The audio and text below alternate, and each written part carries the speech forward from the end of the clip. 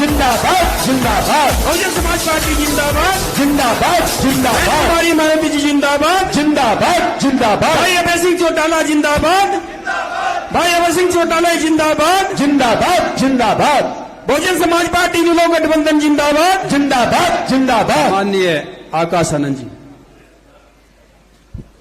जय भीम।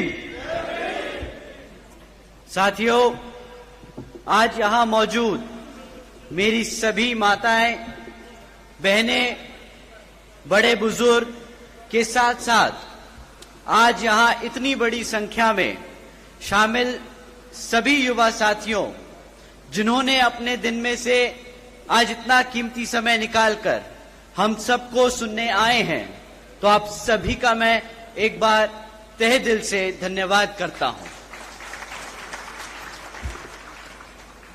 और आज इस विशाल जनसभा को सफल बनाने के लिए जो हमारे बसपा और एनएलओ के सभी छोटे बड़े पदाधिकारी एवं नेतागण और हमारे मूवमेंट की जान, हमारे मेहनतकश कार्यकर्ताओं ने जो मेहनत कर आज इस सभा को सफल बनाया, तो आप सभी का भी मैं तहे दिल से धन्यवाद करता हूं।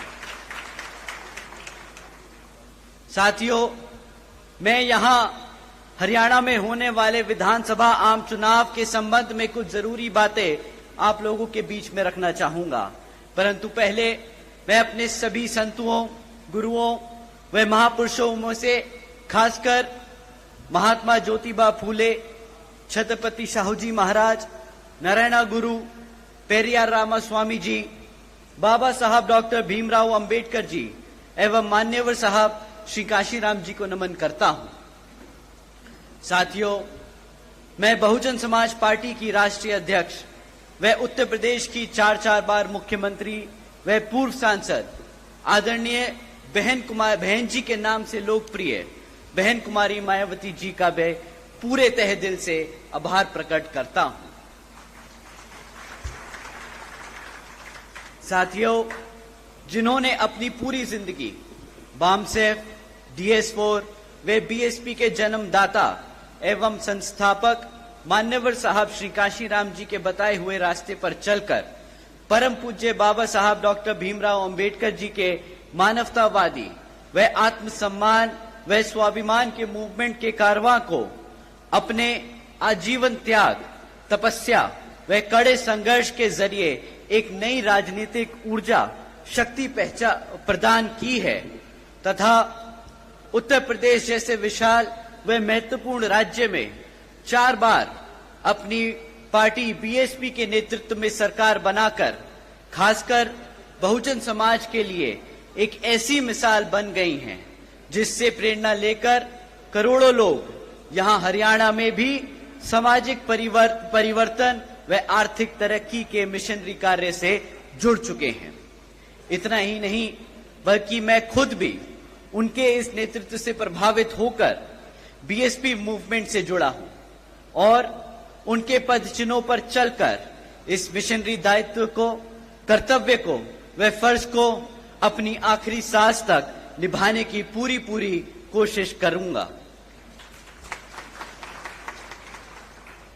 साथियों, मैं हमारे alliance partner Indian National Lokdal एनएलओ के संस्थापक एवं पूर्व उप प्रधानमंत्री श्री चौधरी देवीलाल जी को तहे दिल से नमन करता हूं। साथ ही एनएलओ के राष्ट्रीय अध्यक्ष श्री ओम प्रकाश चौटाला जी और आज हम सबके बीच में मौजूद एनएलओ के महासचिव, राष्ट्रीय महासचिव और हमारे गठबंधन की ओर से हरियाणा प्रदेश के मुख्यमंत्री के उम्मीदवार श्री अभय सिंह चौटाला जी का भी तहे दिल से धन्यवाद और आभार प्रकट करता हूं। साथियों, पिछले 10 सालों से यहां पर हरियाणा प्रदेश में बीजेपी की सरकार चल रही है और अब चुनाव सर पर है, तो ये बीजेपी के लोग फिर से आपके बीच में आकर आपसे वोट मांगने का काम करने वाले हैं। परंतु साथियों, इस बार आप सबको वोट डालने से पहले इनसे कुछ जरूरी मुद्दों पर सवाल करना बहुत जरूरी है। साथियों, मैं आपसे जाति और धर्म के आधार पर सवाल करने को नहीं कहूंगा। मैं आपसे कहूंगा इनसे सवाल जरूर करें, शिक्षा पे, रोजगार पे और यहां हरियाणा में बढ़ती हुई महंगाई पे। साथियों, यहां मौजूद सभी माँ बाप और युवा साथियों से मैं पूछना चाहूंगा कि क्या मिला है आप सबको शिक्षा के नाम पर इस बीजेपी की सरकार में? बताइए साथियों, पिछले बीजेपी की सरकार के चलते हुए पिछले 10 सालों से सरकार ने यहां पे 5000 से ज्यादा प्राइमरी स्कूल बंद करने का काम किया। साथियों, एक तरफ पढ़ने वाले बच्चों की संख्या बढ़ रही है और दूसरी तरफ भाजपा की सरकार हमारे प्राइमरी स्कूल्स को बंद करने का काम कर रही है। साथियों, आज प्रदेश में 2200 सरकारी सीनियर सेकेंडरी स्कूल्स में 1000 से ज्यादा स्कूलों में प्रिंसिपल नहीं है। साथियों, जब आपके बच्चों के स्कूल बंद कर दिए जाएंगे और जब उन स्कूल बचे कुचे स्कूलों में और अगर पढ़ाने के लिए शिक्षक नहीं होंगे तो आप ही बताइए कि क्या यहां हमारे बच्चों के भविष्य से खिलवाड़ हो रहा है कि नहीं हो रहा है? आप ही बताइए, अगर इस तरह सरकार चलती रही तो क्या वो आपके बच्चों के भविष्य से खिलवाड़ कर रहे हैं या नहीं? बताइए, हाथ उठा के बताइए, आपको लगता है खिलवाड़ हो रहा है कि नहीं? साथियों, बीजेपी के शासनकाल के दौरान शिक्षा के नाम पर सिर्फ पेपर लीक की खबरें हमें आए दिन सुनने को मिलती आ रही हैं। साथियों, ऐसा कोई भी सरकारी डिपार्टमेंट नहीं बचा जिसकी भर्ती के परीक्षा के पेपर पिछले 5 से 10 सालों में ना लीक हुए हों। आप ही बता दीजिए, जो हमारे युवा साथी आज यहां मौजूद हैं, आपने कितनी सरकारी नौकरियों के लिए परीक्षा दी और कितनी आपके परीक्षाओं के जो दिए हुए पेपर हैं वो लीक हो गए और आपको नौकरी नहीं दी गई? बताइए, यहां मेरे जितने भी युवा साथी हैं, हाथ उठाकर बताइए। साथियों, हकीकत तो ये है कि बीजेपी हो या कांग्रेस, दोनों ही पार्टियों ने हमारे बच्चों के भविष्य के साथ खिलवाड़ किया है। एक ने सरकार में रहकर कुछ नहीं किया और दूसरा विपक्ष में रहकर भी हमारे बच्चों की शिक्षा के लिए आवाज नहीं उठा पाया। तो साथियों, आप बताइए, क्या ऐसी पार्टियों को हक है सत्ता में आने का दोबारा? बताइए, हक है कि नहीं? तो साथियों, आने वाले इस विधानसभा आम चुनाव में इसका जवाब आप यहां अपनी बीएसपी और एनएलओ पार्टी के सामने वाला निशान व बटन दबाकर अपने यहां प्रत्याशी को जिताकर और हमारे अभय सिंह चौटाला जी को मुख्यमंत्री बनाकर उनको खदेड़ बहार कर ये जवाब जरूर देंगे। साथियों, एक तरफ बीजेपी और कांग्रेस की सरकार जो गरीब विरोधी नीतियों पर चल रही है और दूसरी तरफ हमारी आदरणीय बहन कुमारी मायावती जी की नीतियां हैं, जिसके तहत चलकर यूपी में बीएसपी की सरकार ने सावित्रीबाई फूले बालिका शिक्षा आशीर्वाद योजना चलाई थी। साथियों, आपको जानकर हैरानी होगी कि जिस तरह इस योजना के तहत 7 लाख से ज्यादा बच्चियों को 12वीं तक की शिक्षा प्राप्त करने के लिए 600 करोड़ से ज्यादा की लागत इन बच्चियों को अपने पैरों पर खड़ा कर एक उज्जवल भविष्य देने के लिए बहन जी ने उत्तर प्रदेश में खर्ची थी। और इतना ही नहीं साथियों, आदरणीय बहन जी ने अपने शासनकाल में यूपी में 5550 से ज्यादा प्राइमरी स्कूल्स का निर्माण करवाया था। इतना ही नहीं, पहली बार बहन जी ने हॉस्टल्स में गरीब वंचितों के बच्चों के लिए 27% आरक्षण का भी इंतजाम सुनिश्चित किया था।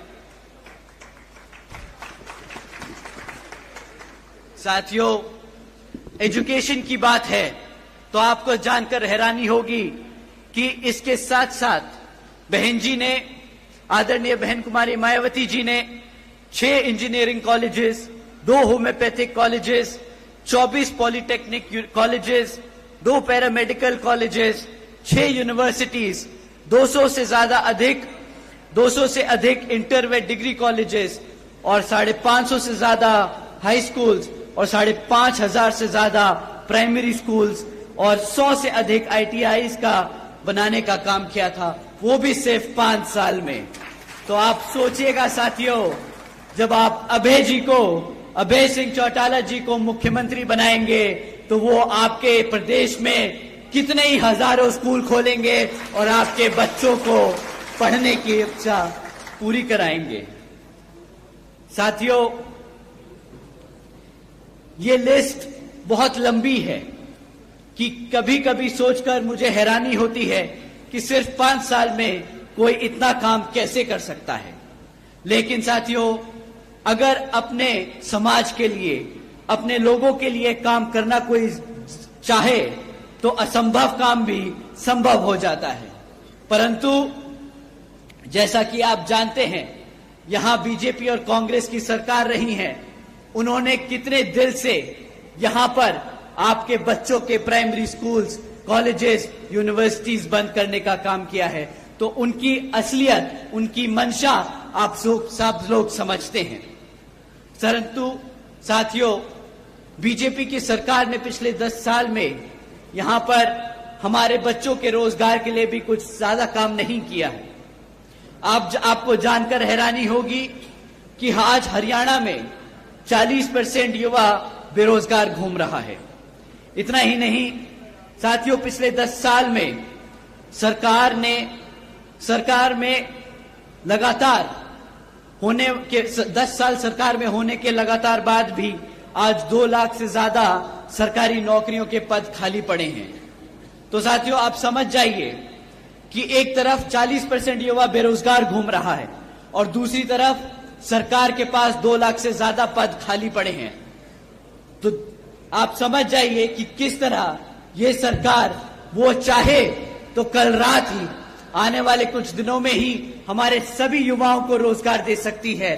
परंतु वो ये रोजगार देने की बजाय कौशल विकास निगम जैसी योजनाएं चलाकर परमानेंट जॉब्स को और कॉन्ट्रैक्चुअल जॉब्स के तहत यहां लोगों को रोजगार दे रही है। आपको जानकर शायद हैरानी हो कि ये जो परमानेंट जॉब्स हैं, इसके तहत आपको संविधान में दिया गया जो आरक्षण है वो मिलेगा, परंतु कॉन्ट्रैक्चुअल जॉब्स में कोई आरक्षण की व्यवस्था नहीं है। तो साथियों, ये सरकार सिस्टमैटिक तरीके से आप लोगों का आरक्षण खत्म करने का काम कर रही है। साथियों, एक तरफ बीजेपी की सरकार ऐसे काम कर रही है जहां हमारे लोगों को गरीब और कमजोर बनाया जा रहा है, और दूसरी तरफ कांग्रेस भी बीजेपी की तरह ही सरकार चला रही है जो ऐसी बीजेपी की तरह उन मुद्दों पर उसे घेर नहीं रही तबकि वो ऑपोजिशन में बैठी है। साथियों, आप लोगों को समझना होगा कि किस तरह बीजेपी आपके बच्चों को, आपके भविष्य को खत्म करने का काम कर रही है और कांग्रेस उनका चुपचाप विपक्ष में बैठकर उनका साथ दे रही है। साथियों, आपको जानकर हैरानी होगी कि एक तरफ ऐसी बीजेपी और कांग्रेस की सरकार है और दूसरी तरफ हमारे आदरणीय बहन कुमारी मायावती जी के शासनकाल के दौरान बसपा की सरकार ने यूपी में 90,000 से ज्यादा अधिक शिक्षकों को नौकरी दी थी, 1 लाख से अधिक सफाई कर्मचारियों को भर्ती किया था, 2 लाख से अधिक जवान पुलिस फोर्स में भर्ती की थी और 30 लाख से अधिक हमारे अपर कास्ट समाज के कमजोर लोगों को विभिन्न सरकारी नौकरियों देने का काम किया था। इतना ही नहीं बल्कि बहन जी के शासनकाल के दौरान बसपा की सरकार ने कृषि एवं संबंधित कार्यों में मिनिमम वेज को 55 रुपए से बढ़ाकर 100 रुपए प्रतिदिन किया था और अन्य पिछड़े वर्गों के लोगों की क्रीमी लेयर की वार्षिक आय को भी 3 लाख से बढ़ाकर 5 लाख रुपए करने का काम किया था। साथ ही साथ बहन जी ने गन्ना खरीद के दाम भी दुगने कर दिए थे। साथियों, उसी तरह जब आप अभय जी को यहां पर मुख्यमंत्री बनाने का काम करेंगे तो उसी तरह यहां पर भी आपकी फसल का सही दाम दिलाने का हमारे मुख्यमंत्री जी आप लोगों का पूरा काम करेंगे। साथियों, महंगाई पे मैं आप लोगों को क्या ही बोलूं। बीजेपी की सरकार एक तरफ बोलती है कि मुफ्त में राशन देने की स्कीम चलाकर कि हमने मित्रों आज बीजेपी के सरकार ने 80 करोड़ से ज्यादा देशवासियों को मुफ्त में राशन देने का काम किया है, परंतु इन्हें समझ नहीं आता कि अगर आप 80 करोड़ जनता को मुफ्त में राशन देने का काम कर रहे हैं तो इसका मतलब ये 80 करोड़ जनता अपने पैरों पर खुद खड़े होकर अपने आप कमा नहीं सकती, अपने आप राशन नहीं खरीद सकती। तो साथियों, जो सरकार आपके समाज को, आपके भविष्य को इस कदर खोखला कर दे कि वो अपने घर में खुद ही राशन खरीद कर अपने माँ बाप को ना खिला सके, तो क्या ऐसी सरकार को आप चाहेंगे कि वो सत्ता में बनी रहे या नहीं? तो साथियों, समय आ गया है ऐसी सरकार को सत्ता से उखाड़ फेंक यहां पर अभय सिंह चौटाला जी को मुख्यमंत्री बनाकर अपने भविष्य को सुरक्षित करने का।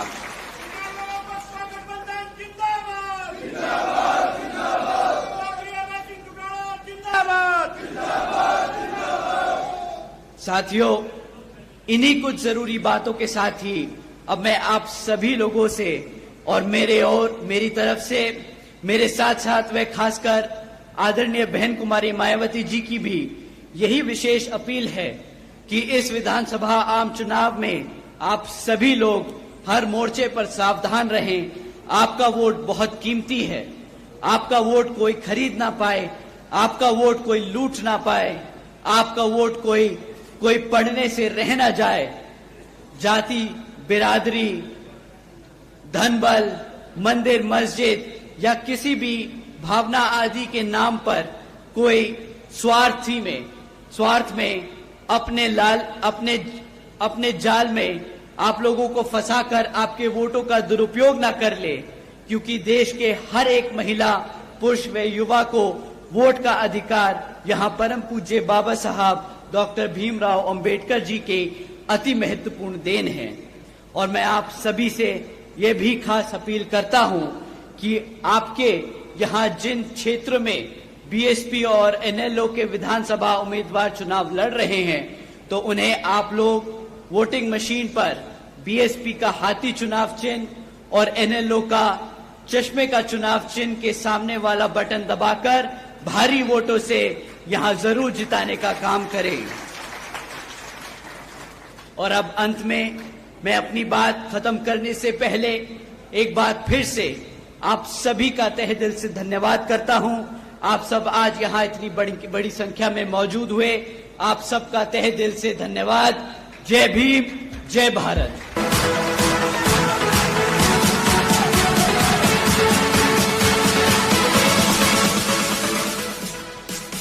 तो अब हमारे बीच में माननीय श्री,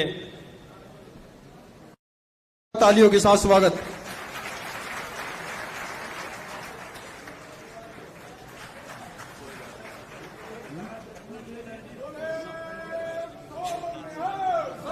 श्री अकाल वाहेगुरु जी खालसा, वाहेगुरु जी फतेह।